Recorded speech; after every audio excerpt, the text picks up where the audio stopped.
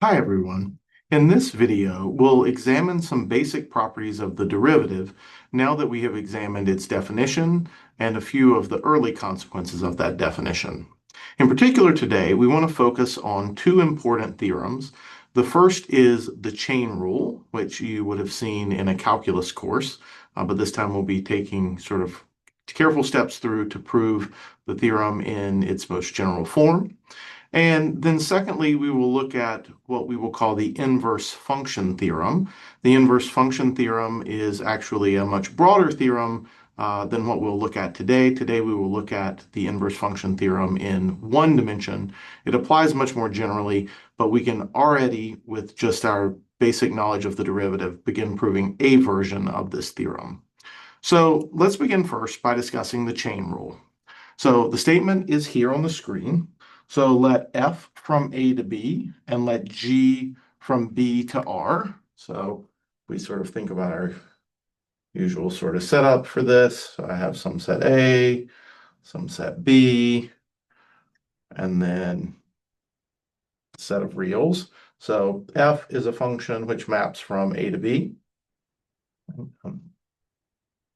High there. So F maps from A to B. G maps from B to R. And we are going to assume that F is a differentiable function at x is equal to a. So F is differentiable at little a. Of course, that maps over here to F of a, which we're going to call B. And we're going to assume that G is differentiable at this point B. And so this maps to G of F of B. Okay.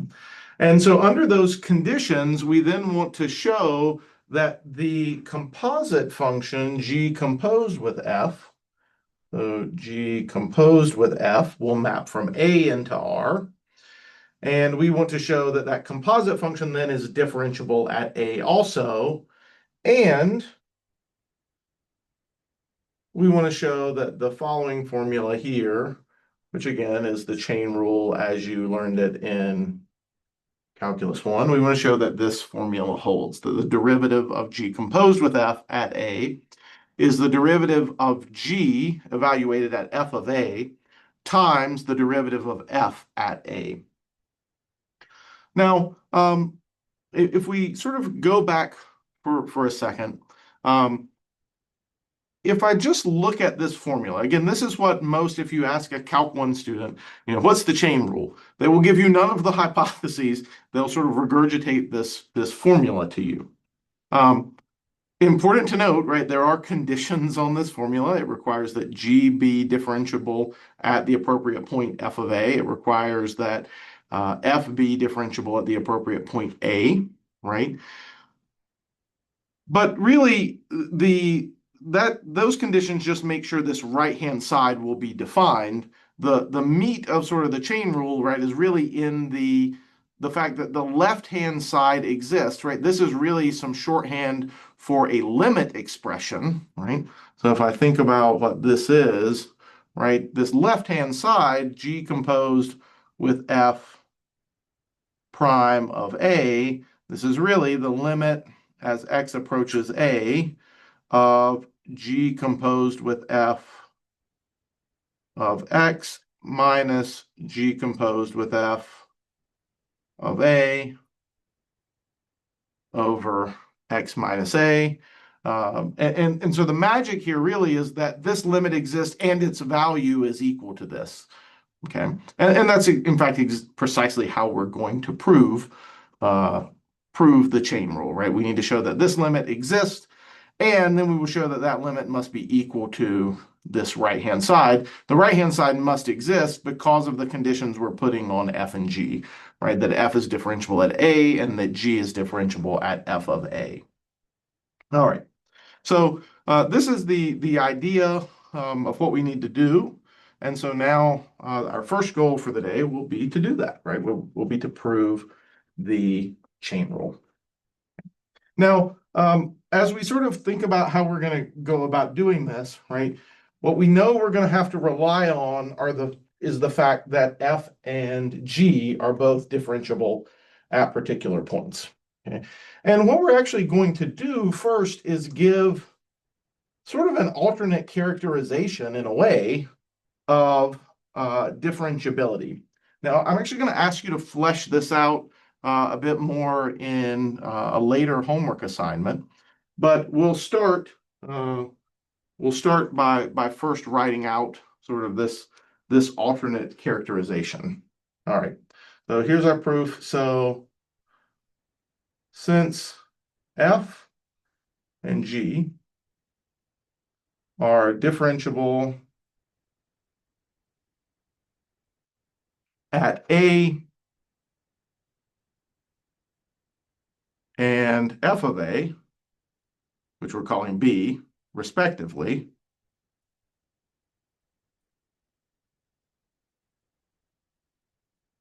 note that, so I'm going to define two functions. I'm going to define a function u of x and a function v of t. So this function u of x is going to be f of x minus f of a over x minus a minus f prime of a. The function v of t, I'm going to define in sort of a similar way. I'm going to define it to be g of t minus g of b, which again is really just f of a, over t minus b, minus g prime of b. Now, just looking at this, this is a definition. Okay, so I haven't said there's something else we really need to note based on this definition. So I'm going to define u of x to be this and v of t to be this. What I want to notice is like what is u of x? U of x is measuring for a particular x value the difference between the secant line approximation of the derivative and the actual derivative at a. Okay. Same thing down here. V of t is measuring the difference between the secant line approximation of the derivative of g at b and the actual derivative, right? So what's going to happen and what we want to note is that, so I guess I should say note that if we define these this way, then let's see, what happens if I take a limit as x approaches a of u of x?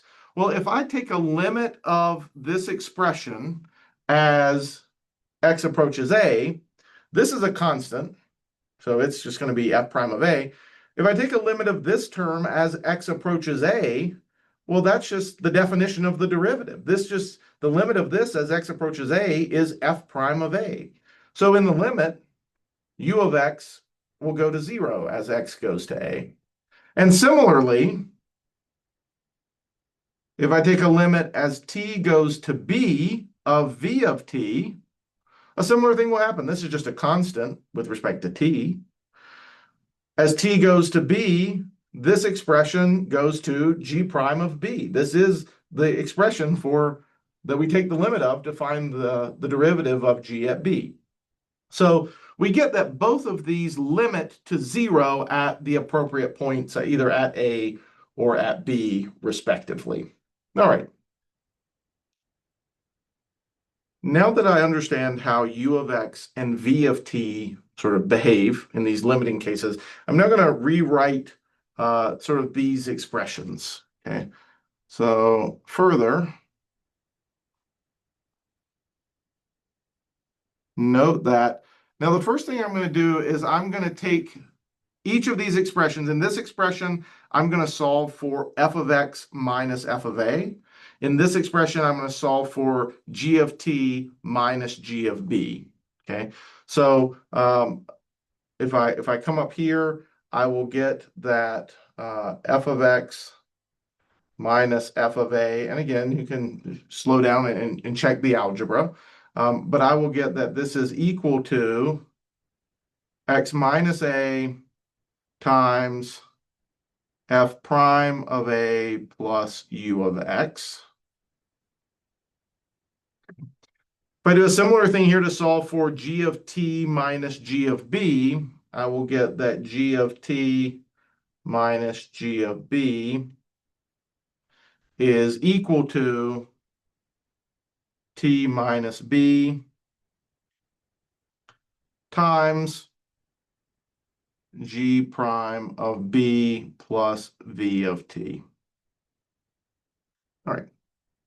So that's again, now that I've defined these functions u of x and v of t, I can now express these differences, f of x minus f of a and g of t minus g of b in the following ways. Now, what I'm going to do is I'm going to take this second one. So what do I have here? I have g of t minus g of b, right? But that really, this, if I let t be, if I let t be f of x, then this becomes this. And remember that g of b, b is just f of a. And now if I make the same substitutions over here, then this is equal to my t, I'm substituting with f of x. B is f of a.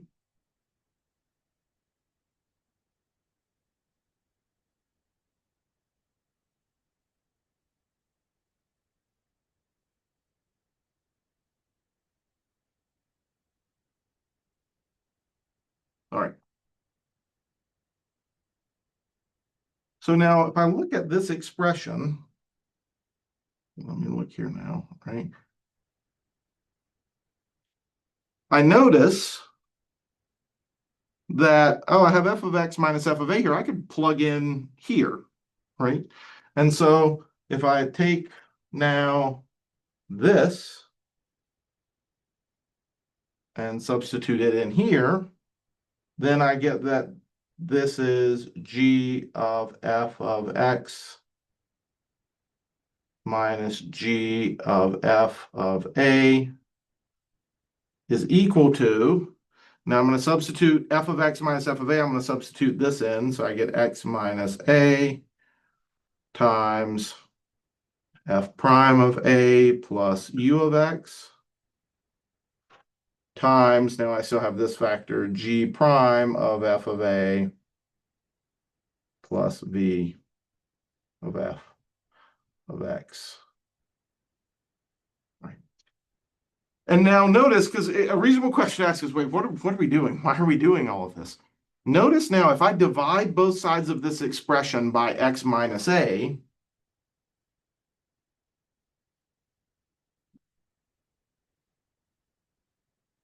now that factor goes away. Now what I have here is an expression for the thing I want to take a limit of if I want to find the derivative of g composed with f. So let's erase this stuff up here and then see how we can use this last line to get where we need to go.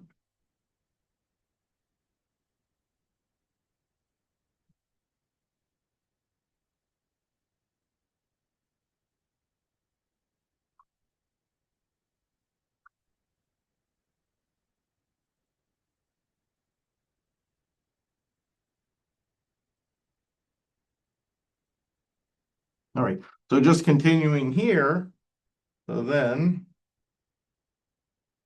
if I want to look at the derivative of g composed with f at a, well, by definition, that would be the limit as x approaches a of g composed with f of x. So I'm just going to write that as g of f of x minus g composed with f at a.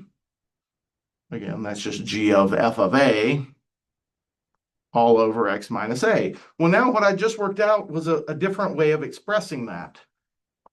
That's this. So I can say, well, actually, that's going to be the same as the limit as x approaches a of f prime of a plus u of x times G prime of f of a plus V of f of x. All right. Now, looking at each of these pieces, I have a limit of a product. I'd like to say that it's the product of each limit, but I need to know that each of these limits exists first. So let's sort of look at them individually. If I look at this limit, this is a constant with respect to x. As x goes to a, one of the first things we noticed about u is that u of x goes to 0 as x goes to a. So this factor here should go to f prime of a. Similarly, although I've got to think a little bit more deeply about this, if I look at this, this is a constant with respect to x. This, as x goes to a, let's see, what's going to happen? So my function v, so maybe it's worth writing this out to the side. So let's look at the limit as x goes to a of v of f of x. Let's just think about this for a second. So as x goes to a, what's happening here, f of x is going to f of a, right? Because f is continuous, right? So that limit has to exist. So this is f of x is approaching f of a. So this is the same as the limit as t goes to f of a of v of t. But f of a is just what we called b. So this is the limit as t goes to b of v of t, which when we previously defined it, we discussed as 0. So what we have up here is that the limit of each of these factors exists, right? The limit of this factor is f prime of a. The limit of this factor is is g prime of f of a. And so taking the limit of each piece, we get that this is f prime of a times g prime of f of a. And just by the fact that multiplication is commutative, I get the result that I want, right? So now I have that the derivative of g composed with f at a is exactly g prime of f of a times f prime of a. Now, a couple of remarks as I sort of work on erasing the board here. The first is to know that the use of these functions, v of t and u of x, was really helpful. And in fact, an alternate way to define differentiation is often to just say that functions like v of t and u of x exist. So one of the homework problems we're going to look at is going to actually ask you to prove that that's an equivalent characterization of the derivative, right? So that you can actually just define the derivative by saying a function is differentiable at a point if there exists a function, and again, I'm going to not be super specific right now, but basically, if there exists a function u of x that has similar limit properties at an appropriate point, right? So this is a really, again, it's equivalent, so it works exactly the same, and sometimes it's a really useful tool to proving, things like the chain rule. So that's sort of the first remark. The second thing I just want to briefly mention, right, is that when we think about the chain rule, we often, again, as I mentioned earlier, we think about this as sort of a formula, right? And if we think about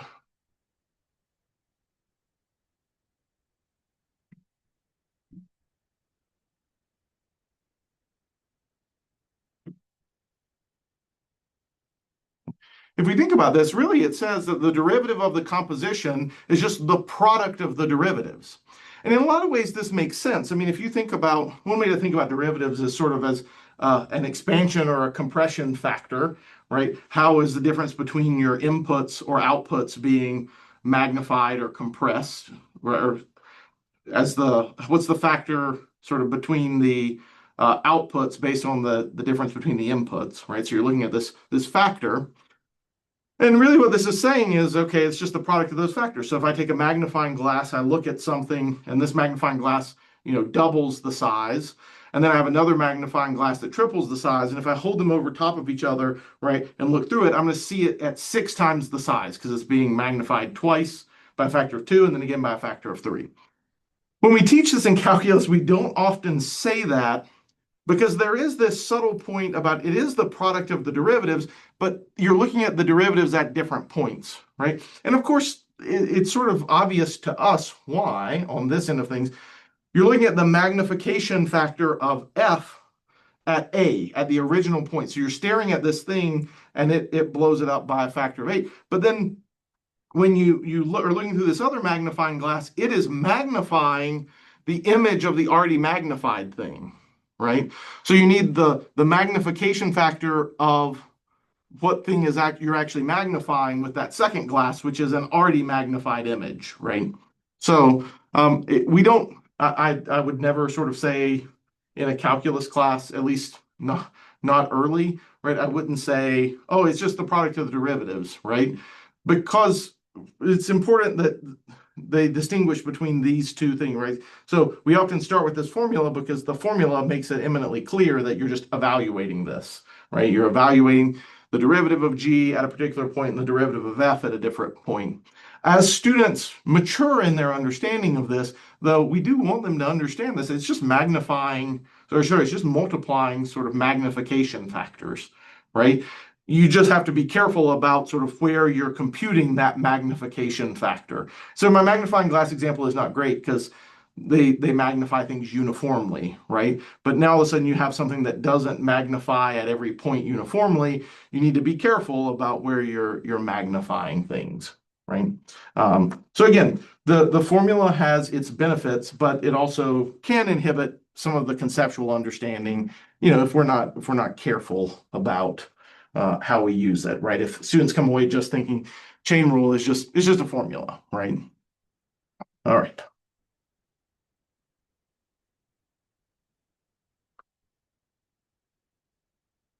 Now, the other theorem we want to look at is going to, in part, rely heavily upon the chain rule, and it's called the inverse function theorem. Now, as I mentioned at the start of this video, if you go look up inverse function theorem, you will find a much more abstract theorem. This is for the case of a function that maps from a closed interval in R into R, right? So this is a very specific case that we'll start with. Possibly later on in this course or in the follow-up course 5620, we may examine the more complete inverse function theorem, which is actually a consequence of something called the implicit function theorem. But we want to just start with this today because a lot of this falls out fairly quickly from the definition of derivative. Now, we are not going to go through a full proof of this in a video. I'm going to post some notes that have a full proof of the theorem, but I thought we would at least talk through the theorem, what it's saying, and then also sketch out some parts of the proof. In particular, sort of I want to look at what happens here in the third step that I think is sort of interesting and enlightening. So let's first look at the statement of the theorem. So let f map from the closed interval AB into R. Let it be differentiable with f prime of x not equal to 0 for any x in the closed interval AB. Okay. Then we get 4 things. The first is that the function f is 1 to 1. The second is that the inverse function is continuous on f of AB. The third is that f inverse is differentiable on f of AB. And the last one is just a formula for computing the derivative of the inverse. So it says the derivative of the inverse function evaluated at y is equal to 1 over the derivative of f evaluated at f inverse of y. And that holds for any y in f of AB. Okay. So first, let's try to understand just a little bit, sort of what this theorem is saying. So you have a function f, which is mapping from a closed interval into R. Now, of course, I could draw these as just like a line segment here and a line, right? But I'm just thinking a little more abstractly. Okay, so I have some point over here. My function is differentiable. It maps over here. Now, the first thing to note is that I haven't made any claim that f is onto R, right? So sitting somewhere inside R, you have the things that F actually hits. So that's F of the closed interval AB, right? So this is the image of AB under F, or right, just the image of the function F. These are all the things that it's going to hit by mapping the closed interval AB. Okay. So if we look at the conditions here, I'm assuming it's differentiable. I'm also assuming the derivative is never zero. Okay. Now, that derivative is never zero piece comes in really, it's used very heavily here, right? To prove that f is 1-to-1. Okay, and we'll talk through why that has to be true in just a bit. But the idea is if I know that this is differentiable at some point x, and so this maps over here to y is equal to f of x, then what this essentially says is, well, then the inverse function. Now, the inverse function, if I can show that this is 1-to-1, then the inverse function will be well defined on the image of f, right? Now, you might be thinking, wait, for a function to be invertible, I need it to be 1-to-1 and onto. So the inverse function may not exist as a function from R into AB because I don't know that f is onto R, but I do know that f is onto its image. A function is always onto its image, right? And so since it's onto its image, and if I can prove it's 1-to-1, then the inverse function will have to exist. So sort of a consequence here that's not explicitly stated, right, is that f inverse exists. And in fact, it's easy to show that the inverse function also has to be 1-to-1, where all of this is true on f of AB, right? So the inverse function exists with domain. All right, I have mismatched parentheses here. All of this exists as a function from, oops, there we go. All right. So f inverse exists and is 1-to-1. If we think of this as a function, the inverse function's domain is the image of f, right? So again, just be a little careful about that distinction there. Okay. So this inverse function, we're saying it will exist. That's sort of the first part. It will also be continuous. We assumed f was differentiable in this interval, so it's also continuous. We're saying the inverse function must also be continuous. It must also be differentiable. And, oh, there's this nice formula for calculating the derivative. All right. Now, in terms of proving something like this, right? Just big picture, again, I'll post notes with all the details worked out. But if we just sort of think big picture, you might look at this and go, okay, I'm going to need to do some work to prove this is 1-to-1. Okay, so I'm going to need to do a little work to prove 1, maybe.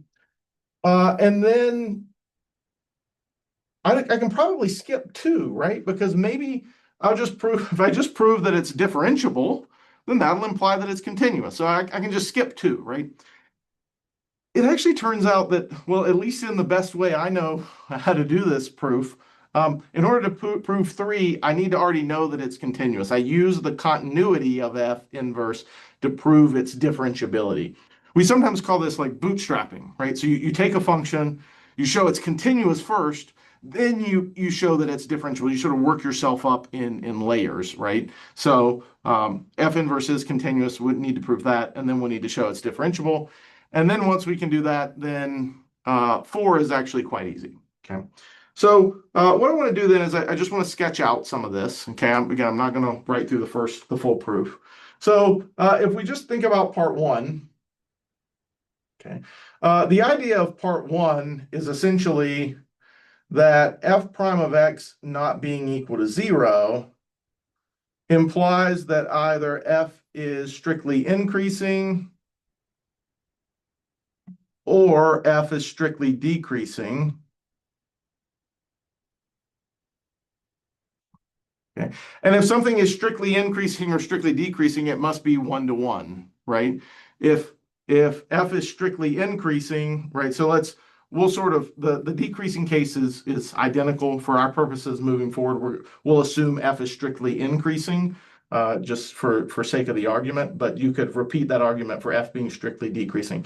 If f is strictly increasing, That means that when x is greater than y, that implies that f of x is greater than f of y. Okay. Uh, that means that if x is not equal to y, right, then, well, either x is greater than y or y is greater than x. And if x is greater than y, that implies that f of x is greater than f of y. Or if y is greater than x, that implies f of y is greater than f of x. But in either case, right, those two, that would imply that f of x is not equal to f of y. Okay. So different outputs, different inputs must map to different outputs, right? So that's the idea of the first part. All right. The second part, I think, is actually the most technically, it's the most technically demanding piece. Okay. So the second piece, it really just works through from sort of an epsilon delta type argument. I'm just going to say, see the notes. Okay. It's a proof worth working through and thinking through. We're not going to learn a whole lot of new stuff there. Okay. So I don't want to spend a bunch of time on that in this video. You can see the proof in the notes. Okay. Now, the third piece is the interesting piece. Okay. Because now in the third piece, you want to show that the inverse function is differentiable. Okay. And so what you want to do in the third piece is you want to examine, well, you want the derivative of the inverse function. So let's imagine you're looking at the limit as y goes to y naught of f inverse of y minus f inverse of y naught all over y minus y naught. Now, these are inverse functions though, right? And I'm mapping from the image of f, right? So I could sort of equivalently think about this. I could sort of say, well, what if I let y be f of x and y naught be f of x0, right? So then what would this become? Well, then this would become a limit as y goes to y naught of f inverse of f of x minus f inverse of f of x naught over, this would be f of x minus f of x naught. And if I look up here, well, the fact that these are inverse functions, right? And f of x is in the image of f, so it's in the domain of my inverse function. This is just x, and this is just x naught. So this is just the limit as y goes to y naught of, sorry, of x minus x naught over f of x minus f of x naught. Now, you may already start to be seeing, and maybe you're yelling at my screen like, don't you mean, right, well, you don't have any y's anymore. You changed everything, right? So I could write here, as f of x goes to f of x naught. But we're going to see this is the start of sort of some of the problem. So what I'd like to do actually is rewrite this. I'm going to rewrite this expression as 1 over f of x over f of x naught. Sorry, f of x minus f of x naught over x minus x naught. And now I'm looking at this and I'm thinking, what I'd really like to do is just say, okay, take the limit of the top, limit of the bottom. What I'd like to do is I'd like to say, okay, limit of the top, that's a constant. That's 1. For sure, that's true. Okay, we're good there. What I'd like to do is I'd like to say that this limit of the bottom, I'd like to say this is f prime of y naught. Sorry, I'd like to say that's f prime of, sorry, x naught. And then if I did that, I could say, okay, well, then this is 1 over f prime of, well, x naught would really just be f inverse of y0. And look, I'd be done. Okay. Now, the problem here is that as much as I would like to say that, this is not, by definition, this would be the limit as x approaches x naught of f of x minus f of x naught over x minus x naught. So the crux of this whole thing becomes whether or not we can show that the limit as y approaches y naught of f of x minus f of x naught over x minus x naught is equal to the limit as x approaches x naught of f of x minus f of x naught over x minus x naught. Okay. Now, it turns out that the answer to this is yes, and it heavily relies on part two. It relies on the continuity. So the idea is going to be, in order for y, if y is getting close to y naught, since the inverse function is continuous, so I can think about this as being f inverse of y is equal to x, and f inverse of y naught is equal to x naught, right? If y is getting close to y naught, then since this function is continuous, x must be getting close to x naught. Okay, so that's using the continuity of the inverse function. And so as y approaches y naught, x must be approaching x naught. And so we can sort of swap one limit expression for the other. Okay, so again, the notes work out the full details, but this is essentially the idea of number three. And you can see that improving number three, what did we do? We actually popped out that formula there for part four. Okay, so that sort of completes the proof. As you're showing that this function is differentiable, you also actually end up calculating what the derivative is. Now, that concludes the major results we want to talk about for this video. And we're going to move forward next into the last of our big value theorems, the mean value theorem. We'll actually see that we will actually state a couple of different versions. Some of them are more helpful than others in different situations. Some of them apply more generally than some others. And then we'll sort of look at the fallout of the mean value theorem, particularly with emphasis on how it relates to a lot of the things you use derivatives for in, say, a Calc 1 course, right? So it's Calc 1 students very commonly sort of think that the definition of an increasing function is a function whose derivative is always positive. Now, certainly the implication, there are some implications between those two, but they aren't equivalent, right? In part because we can talk about increasing and decreasing, even for a function that's not differentiable. So, right, increasing and decreasing, those definitions have nothing to do with the derivative. But again, there are some implications. If the function is differentiable at every point and the derivative is positive, then the function's increasing, right? So we want to look at some of those relationships, and almost all of those fall out of the mean value theorem. They're just a direct consequence of its application.